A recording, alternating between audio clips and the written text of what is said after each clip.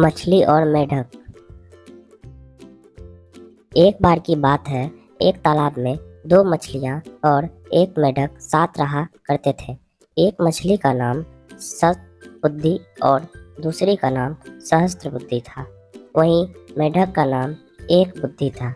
मछलियों को अपनी बुद्धि पर बहुत बड़ा घमंड था, लेकिन मेढक अपनी बुद्धि पर कभी घमंड नहीं करता था। फिर भी तीनों आपस में बहुत अच्छे दोस्त थे। तीनों इकट्ठे तालाब में एक साथ घूमा करते थे और हमेशा साथ रहा करते थे। जब भी कोई समस्या आती तो तीनों साथ मिलकर उससे निपटते थे।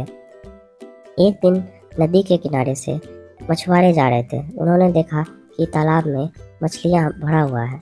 मछुआरों ने कहा, हम कल सुबह यहाँ आएंगे और बहुत सारी मछलियां पकड़ कर ले जाएंगे।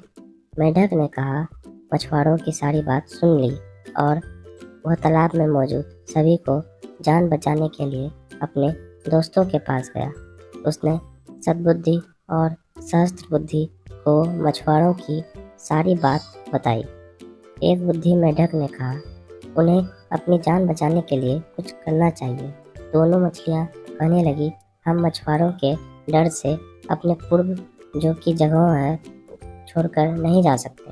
दोनों ने फिर भी कहा, हमें डरने की जरूरत नहीं है, हमारे पास इतनी बुद्धि है कि हम अपना बचाव कर सकते हैं। वहीं एक बुद्धि मेढक ने कहा,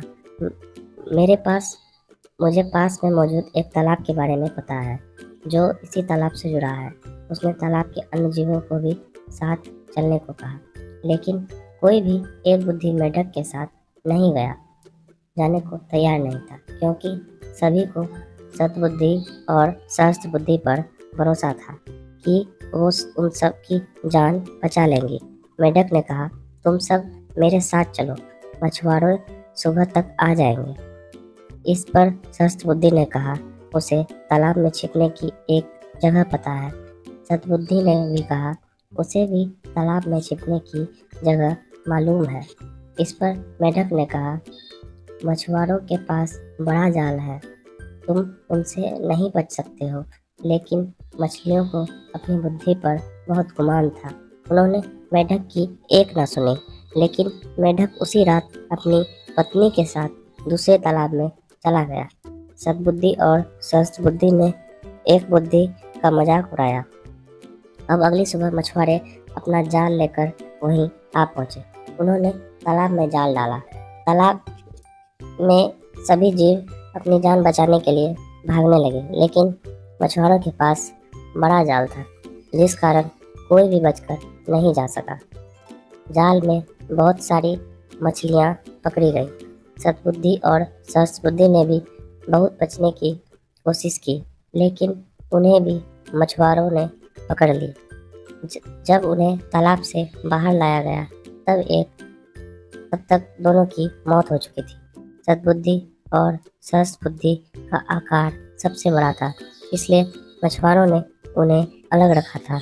उन्होंने बाकी मछलियों को एक टोकरी में डाला, जबकि सद्बुद्धि और सहस्त्रबुद्धि को कंधे पर उठाकर चल दिए। जब वह दूसरी तालाब के सामने पहुंचे तो एक बुद्धि मेढक की नज़र इन दोनों पर पड़ी। उसे अपने मित्रों की यह हालत देख बड़ा दुख हुआ। उसने अपनी पत्नी से कहा कि काश इन दोनों ने मेरी बात मान ली होती तो आज ये जिंदा होते।